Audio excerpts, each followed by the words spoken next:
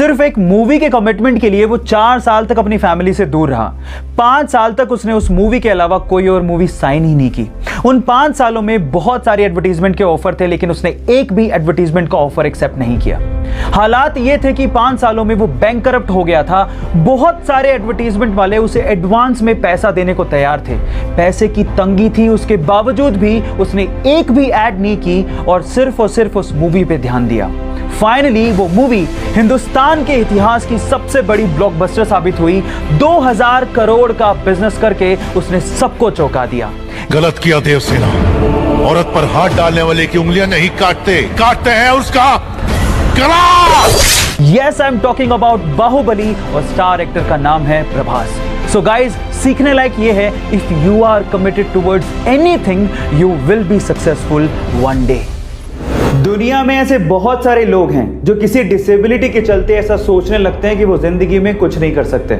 अगर आप भी उनमें से एक हैं तो चलो मैं आपको एक जिंदा दिल लड़की से मिलवाता हूं। उस लड़की का नाम है जिलुमोल, जो कि केरला के एक छोटे से गांव करीमपुर से बिलोंग करती हैं। जब ये पैदा हुई थी तो इनके हाथ ही नहीं थे। लोगों को ऐसा लगता था कि अभी जिंदगी में कुछ नहीं कर सकती, लेकिन इसके उलट उन्होंने कुछ ऐसा कर दिखाया जिससे आपके हौसले भी बुलंद हो जाएंगे।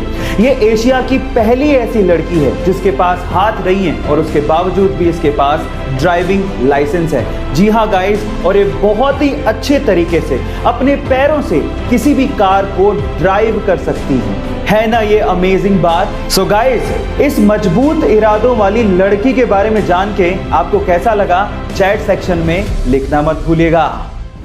एक बार एक ट्रैक्टर मैन्युफैक्चरिंग कंपनी के ओनर ने फरारी खरीदी। उस फरारी में कई उन्हें क्लच में प्रॉब्लम्स नजर आई, जिसकी शिकायत उन्होंने डायरेक्टली फरारी कंपनी के मालिक एंजो फेरारी को कर दी।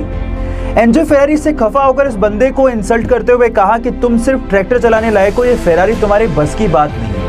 इस इंसल्ट को अपना मोटिवेशन बना के उस बंदे ने फेरारी को टक्कर देने के लिए एक कार मैन्युफैक्चरिंग कंपनी बनाई, और वो कार मैन्युफैक्चरिंग कंपनी आज के समय वर्ल्ड की सबसे ज्यादा लग्जरियस कार मैन्युफैक्चरिंग कंपनीज में शुमार है। Yes, I am talking about Lamborghini, और फाउंडर का नाम था फेरुशियो लैम्बोर्गिनी। गाइस, यहाँ सीखने लायक बात यह है कि जब कोई आपकी इंसल्ट भी कर देना तो उसको पॉजिटिवली लेकर अपने लेवल को उस हद तक लेके जाओ जहां पर दुनिया आपको सलाम करे।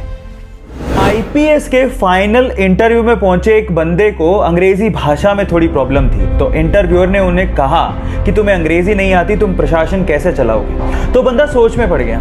तो इतने में इंटरव्यूअर ने कहा कि कोई बात नहीं, पानी पी के जवाब दे दो। तो उस बंदे ने सोचते हुए कहा कि सर मैं पानी नहीं पी सकता। तो इंटरव्यूअर ने कहा कि क्यों नहीं पी सकते। तो उसने कहा कि ये पानी मैं इसलिए नहीं पी सकता क्योंकि ये कांच के ग्लास में है, मुझे स्टील के ग्लास में पानी पीना है। तो इंटरव्यू को गुस्सा आ गया। उसने कहा कि पानी का ग्लास से क्या लेना देना। तो उस बंदे ने कहा कि सर यही तो मैं कह रहा हूं, जैसे कि पानी इंपॉर्टेंट है, ग्लास नहीं, वैसे ही मेरी कार्य शक्ति इंपॉर्टेंट है, भाषा नहीं। और फाइनली इस जवाब के बदौलत उनका सिलेक्शन हो गया। और ये रियल घटना, और उस बंदे का नाम है आईपीएस मनोज कुमार शर्मा।